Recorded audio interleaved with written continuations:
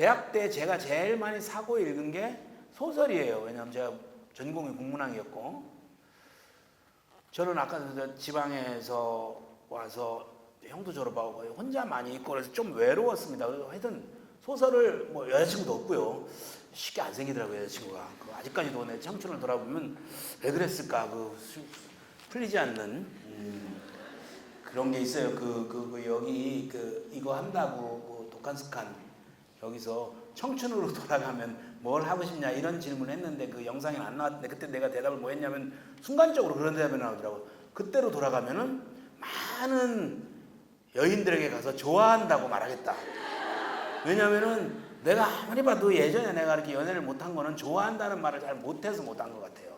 사람은 일단 지금 보니까 자기를 좋아한다고 하는 사람을 싫어할 수도 있지만 좋아하게 될 가능성이 아무 말도 안 하는 사람보다 훨씬 더 많다. 그리고 좋아한다고 얘기를 하면 단지 학과 뭐 동아리 친구가 아니라 뭔가 이제 긴장이 있는 관계가 되는 거죠. 일단 그런 관계로 관계의 형질이 변해야지 뭐가 그 다음 관계가 되는지. 저는 그 말을 거의 못했어요. 전 돌아가면 그 말을 아무에게나 하고 싶습니다. 좀 더 많은 훌륭한 여인들을 만나고 싶은 생각이 많이 있습니다. 하여튼 그래서 소설을 많이 봤는데, 저는 지금 그 소설들이 나에게 어떤 역할을 했냐면은, 그거는 이제 내가 좋아하는 소설가 중에 하나인 폴 오스터가 한 말인데, 소설을 읽으면은 우리가 세상에 소설을 읽으면 몇 가지 효과가 있는데 우리에게 도움을 주는 효과 중에 하나는 우리가 주인공이 돼서 이제 같이 세상을 당면해 가는 겁니다. 그러면은 저는 진짜 요즘도 소설을 제일 많이 읽습니다. 요즘도 소설을 자주 사고, 저한테 어려운 일이 생기면은 이렇게 혼자 소설투에 독백을 이렇게 해봅니다. 그런 뭐 육상이는 상처받았으나 절망을 표시내지 않으려 애썼다, 이런 식으로 얘기해 나가면 내가 세상에 대해 좀 더 단단해집니다. 그걸 폴 오스터가 자기 그 빵 굽는 타자인가 거기서 얘기를 하더라고요.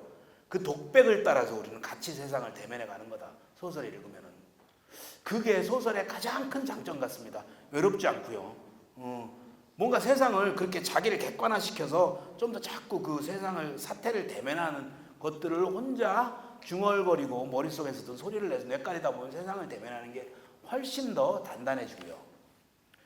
그 다음에 소설의 또 하나의 점은 이야기니까, 저는 영화도 만들고, 저는 제 스스로 학교에서도 제가 가르치는 게 이야기입니다. 어떻게 하면 좋은 이야기를 쓸 수 있고, 어떻게 하면, 영화도 늘 이제 제 이야기를 쓰고 그러기 때문에. 근데 이 이야기라는 게 우리한테 의미가 있는 것은, 인간은 고도로 지능이 발달하고 진화를 해가지고 자신의 그 삶에 생기는 여러 가지 감정들, 슬픔, 기쁨, 뭐 분노, 이런 것들을 자기 혼자 살기만 해가지고는 다 소화를 못 시킨답니다.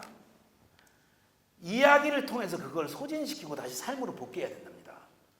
그런 거 있잖아요. 어떤 사람이 자살하려다가 어떤 책을 보고 자살을 멈췄다. 그 사람은 자기 슬픔과 분노를 그 책에다 소진이 되고 다시 삶으로 복귀한 거예요. 그 책이 사람을 살린 거죠. 그러니까 우리는 그런 모든 감정들을 이야기라는 어떤 은유된 세상, 이것도 뭐 지금 제가 쓰는 용어나 말들이 다 제가 하는 말이 아닙니다. 그냥 그 남들이 책에서 제가 배운 말들입니다. 그러니까 이야기가 삶의 은유라고 그러죠. 로버트 맥기라고 미국의 유명한 시나리오 이론가 있습니다. 우리 삶의 은유입니다. 은유된 세상에 가서 여러 가지 우리 감정들을 소진하고 다시 복귀하는 겁니다. 이야기가. 그러니까 이야기를 그런 걸 통해서 우리 삶의 규범들, 삶의 자세들을 다시 재정립한다고 그러잖아요. 그래서 로버트 맥기는 그렇게 얘기를 합니다. 그리고 이야기가 좋은 거는 주인공은 죽어도 우리는 안 죽잖아요. 아무리 무서움을 느껴도 우리가 또 하나 이야기에 대해서 안심하는 건, 우리는 돌아오면 따뜻한 집이 있고 우리는 안전하다는 걸 알기 때문에 실제로 우리가 그렇게 무서운 경험을 할 수는 없잖아요. 실제로 이렇게 뭐 누구한테 막 살인범한테 쫓기고 우리는 그럴 수는 없잖아요. 그런 일을 당면하기는 싫고, 그러니까 이야기가 그런 역할을 한다는 겁니다. 그러니까 여러분들도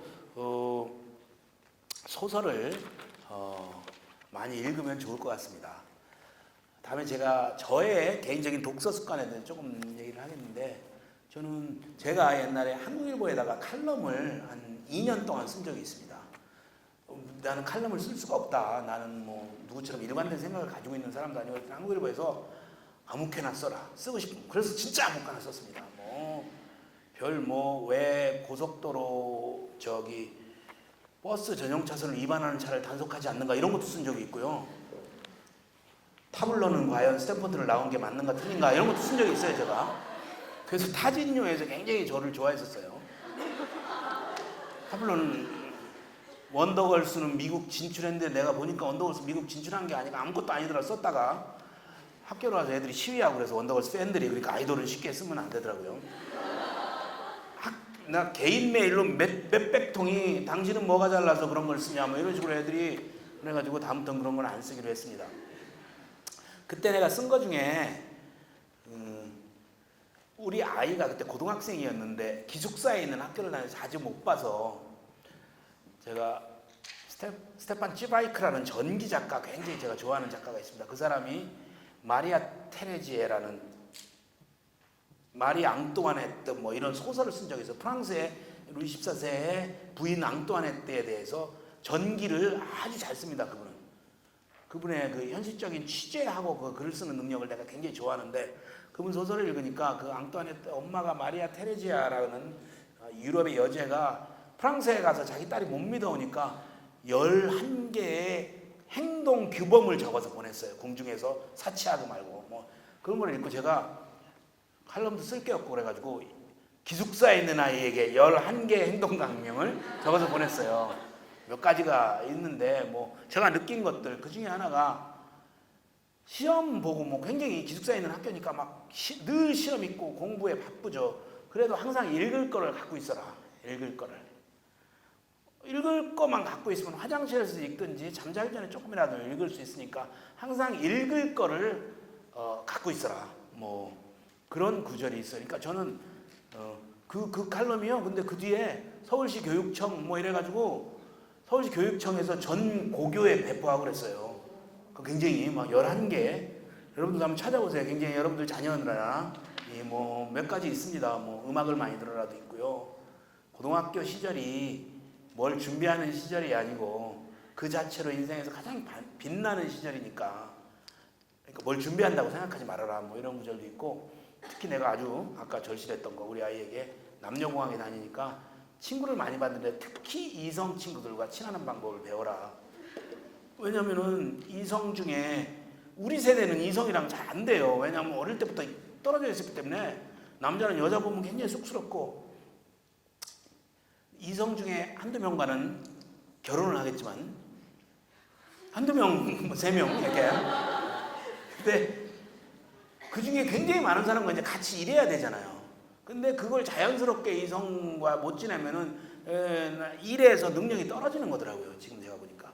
그래서 하여튼 그건 어릴 때부터 이렇게 연습해야 된다는 말이 조금 셌지만 어쨌든 항상 일 걸 갖고 있으라고. 근데 저는 30살 넘어서부터 사실 그렇게 살아가려고 굉장히 노력을 했어요. 그래서 항상 읽을 게 떨어지면 불안하고 지금 제가 이제 서울에 사는데 주말에 금토일에는 항상 그 중에 최소한 한 번 이상은 집에서 한 20분 정도 버스를 한번 타든지 좀 걷든지 하면은 큰 대형 책방이 있는데 거기 갑니다.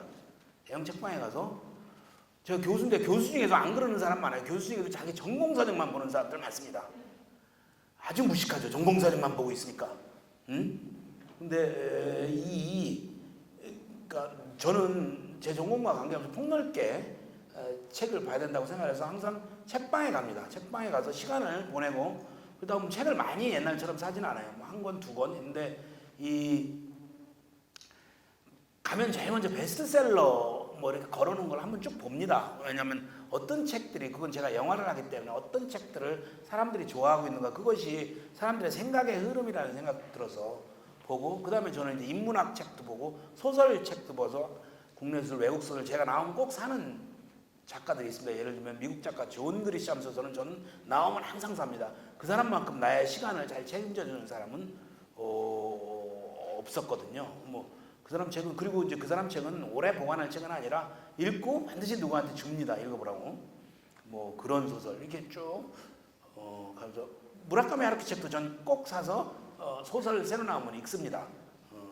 그런 무라카미 하루키 책에서 제가 좋아하는 거는 뭐 이렇게 두서없이 말씀드려도 될지 모르겠지만 이렇게 그 사람의 은유, 비유가 굉장히 저는 아름답다고 생각을 합니다. 그래서 그 사람 비유가 나한테 세상을 보는 새로운 관점들을 열어주는 것이 많다고 생각합니다. 여러분 비유 뭐 은유, 지규라는 거 있죠. 지규든 은유든 비유라는 게 인간의 무의식에서 가령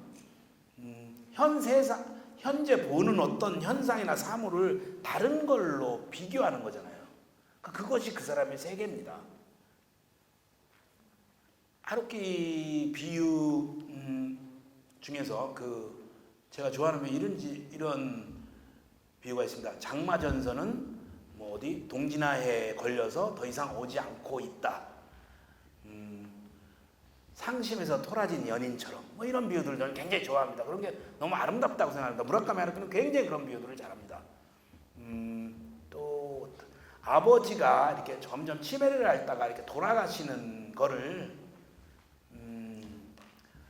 아버지 병원 가서 아버지랑 뇌 검사를 해보니까 아버지의 뇌가 이사를 가기 위해서 짐을 다 뺀 어떤 빈 집처럼 텅 비어 있는 것 같았다. 이런 표현도 굉장히 아름답다고 생각을 하고요. 그래서 아버지가 이제 결국 돌아가시는 거를 느리게 벌판을 달리던 기차가 드디어 벌판 가운데 멎었다. 뭐 이런 너무너무 아름다운 비유들을 많이 열어줍니다. 저는 그 사람을 이렇게 진지하게 책을 읽는 사람 중에는 싫어하는 사람들도 저는 굉장히 좋아합니다. 그런 것들을. 그래서 하여튼 소설들을 보고 그다음에 인문학 책들을 보고 이렇게 비교해서 보고 삽니다. 그리고 저는 이제 나이가 들어서 일찍 일어나요. 5시, 6시가 되면 항상 책을 읽는데 책을 읽을 때는 저의 독서 습관을 얘기해달라고 해서 저는 꼭 펜이 없으면 책을 못 읽습니다. 펜이 없으면. 펜으로 메모를 하면서 메모는 다른 노트가 아니고 이 책 옆에다가 그래서 어떤 책 페이지에는 새카맣니다.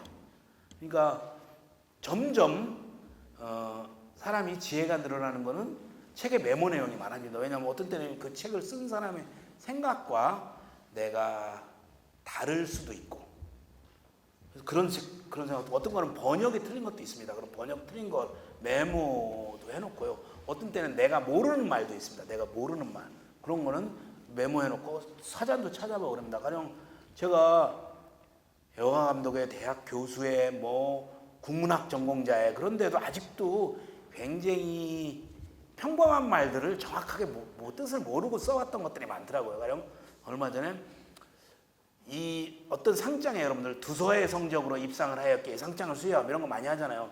전 두서가 굉장히 뛰어나다는 얘기인 줄 알았어요. 근데 보니까 그 글 맨 앞에 써놓은 대로 그 성적대로 입상을 했다는 말이더라고요.